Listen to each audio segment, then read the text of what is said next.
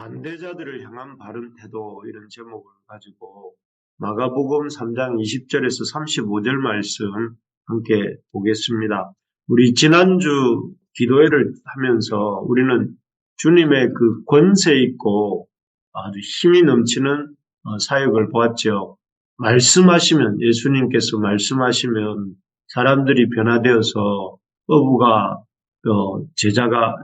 사람 낚는 어부가 되고 또 병든 자가 이렇게 고침을 받고 또 귀신이 떠나가는 그런 역사의 이 현장을 우리가 보았습니다. 그런 주님의 이 힘이 넘치시는 사역, 권능 있는, 권세 있는 사역을 보면서 참 우리의 마음에도, 참 또 우리의 삶에도, 우리 교회에도 그런 파워 넘치는, 힘이 넘치는 권세 있는 사역이 펼쳐지기를 바라는 마음이 간절하기도 했습니다.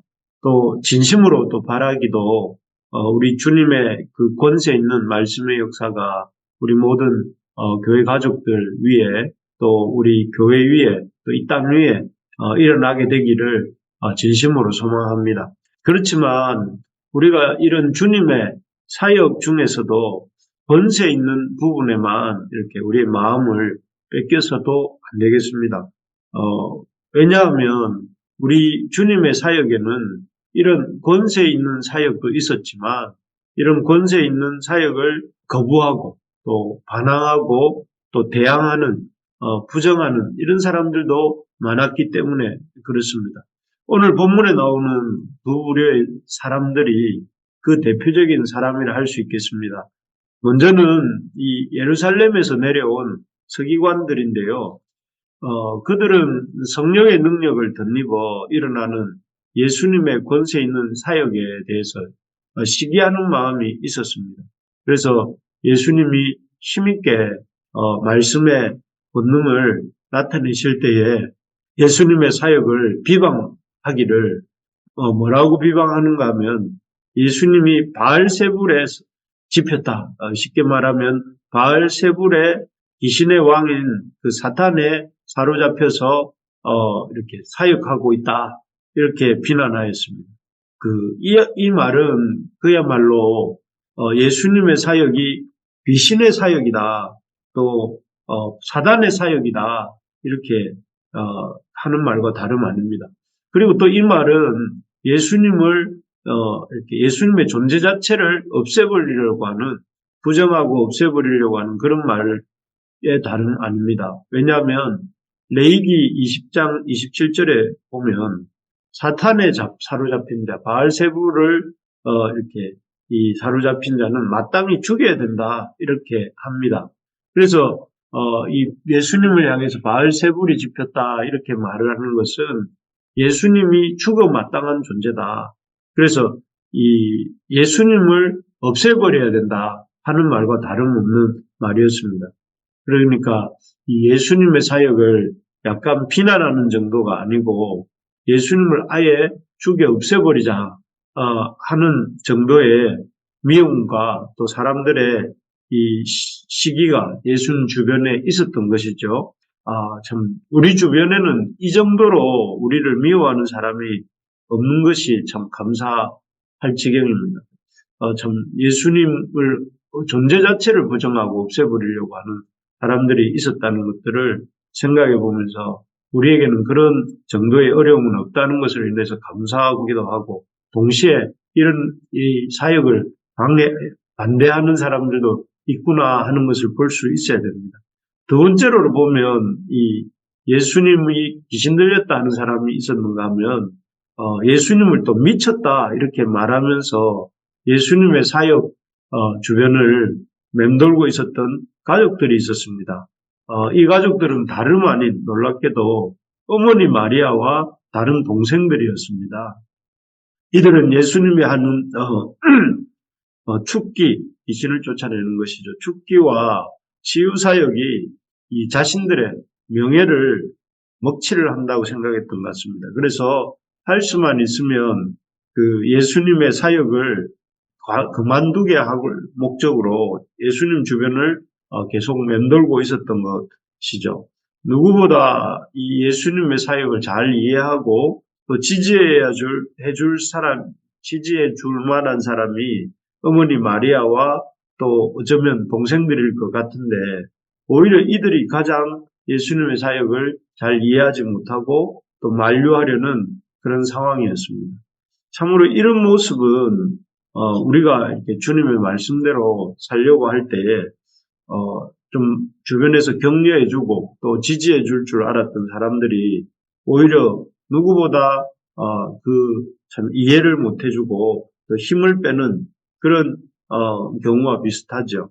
그러므로 우리가 신앙생활을 참 열심히 하다가 그 열심히 하는 것을 오히려 가까이 있는 의지할 만한 사람들이 반대하더라도 우리가 너무 놀라지 말아야 되겠습니다. 우리만 그런 것이 아니라 예수님도 그랬다는 것을 좀 생각해 볼 필요가 있습니다. 오늘 본문에서 그래서 이런 예수님을 바알세불 지폈다 하고 또 그 예수님을 미쳤다 하는 이런 반대자들, 예수님의 사역에 대한 반대자들에 대해서 어떤 태도를 취하셨는가 하는 것을 살펴보면서 우리도 어떻게 믿음의 길을 걸어갈 수 있을지, 우리의 믿음의 길을 걸어갈 때 반대하는 사람들이 나타날 때 우리가 어떻게 믿음의 길을 걸어갈 수 있는지를 함께 생각해 보려고 합니다. 먼저는 이 예수님은 이런 자신을 반대하는 사람들에 대해서 감정적으로 대응하지 않으시고 진리에 대해서 이렇게 말씀해 주십니다. 먼저 서기관들인데요. 서기관들이 예수님을 바알세불 지폈다 이렇게 말을 할 때 거기에 대해서 이렇게 말씀하십니다. 예수님이 바알세불을 힘입어 귀신을 쫓아내는 것이 아니다 하는 것이죠. 아무리 이 바알세불이 참 어리석다 이렇게 하더라도 스스로 자기 나라를 이렇게 무너뜨리지 않는다 하는 것입니다. 자기 나라를 세우려고 하지 자기 나라를 무너뜨리지 않는다 하는 것이고 또 예수님이 바알세불의 졸개인 귀신을 쫓아내는 것은 예수님이 바알세불을 의지하는 것이 아니라 바알세불보다 크시고 또 바알세불의 나라를 무너뜨리기 위해서 하시는 사역이라는 것이고 그렇기 때문에 예수님이 바알세불보다 더 권세 있는 그런 분이시다. 그런 바알세불보다 크신 분이라는 것을 보여주는 증거다. 이렇게 가르쳐 주십니다. 그리고 아울러서 이런 예수님의 사역을 예수님의 치유와 축기 사역을 바알세불 운운하면서 사단의 역사와 연결 짓는 것은 예수님을 통해 일하시는 성령님의 사역을 비웃고 또 왜곡하는 것이다.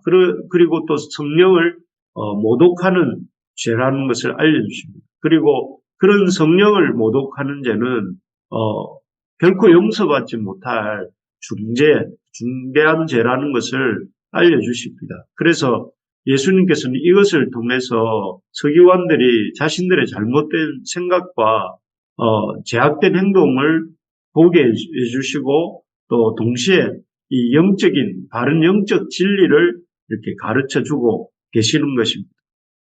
그렇습니다. 우리가 신앙생활 하다가 우리의 말씀을 전하는 일과 또 복음 역사를 비웃고 또 조롱하면서 위축시키는 그런 사람들을 간혹 만날 때에 또 그런 상황들을 만날 때에 이렇게 위축되지 말고 예수님처럼 더 담대하게 싸우는 것이 아니라 담대하게 그들에게 복음 진리를 알려주고 선포할 수 있어야 되겠습니다. 그렇게 할 때에 최선의 공격이 최대의 수비다 하는 말처럼 오히려 그 위에 그 위기를 통해 하나님의 복음이 더 힘있게 전파되고 이렇게 나아가게 된다 하는 것입니다. 올 한 해 이 여러 가지 어려움들이 예상됩니다. 경제적인 것뿐만 아니라 영적인 것, 육체적인 것, 여러 가지 어려움들이 예상되지만 우리가 이렇게 위기를 기회로 만드는 기죽지 않고 담대하게 말씀을 선포하고 붙드는 이런 우리 예수님의 백성들이 또 하나님의 백성들이 성령님의 그 인도함을 받는 자녀들이 될 수 있어야 되겠습니다.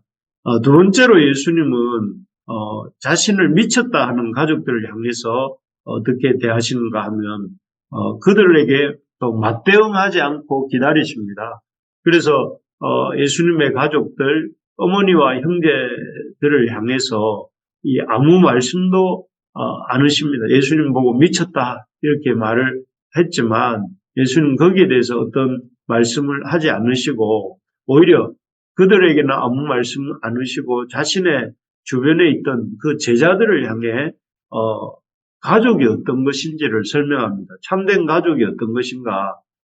참된 가족이란 피를 나눈 것만으로 혈통의 가족만이 가족인 것이 아니라 누구든지 하나님의 뜻대로 행하는 자, 그 사람이 하나님의 예수님의 가족이다 이렇게 말씀하십니다. 이러한 예수님의 마음은 훗날 이 예수님이 십자가 지시고 부활 승천하신 후 우리 요즘 사도행전을 살펴보고 있는데 그 어머니 마리아와 형제들이 깨닫게 되죠. 어머니 마리아와 형제들이 어떻게 깨닫게 되느냐면 진정한 가족이 피를 나누는 것만이 아니라 믿음 안에서 예수 그리스도를 주로 믿고 하나님의 백성이 된 자들은 다 가족이다 하는 것을 그 예수님의 형제들과 어머니 마리아가 마가다락방에서 또 부활의 현장에서 또 이렇게 승천의 현장에서 그 후 또 교회가 이루어지는 현장에서 이렇게 아주 분명하게 깨닫게 됩니다. 그렇기 때문에 예수님은 이 어머니 마리아나 형제들에게 미쳤다는 그들에게 직접 대응하지 않으시고 가족이 무엇인지 하는 것을 나중에 깨닫게 될 때까지 기다리셨던 것이죠.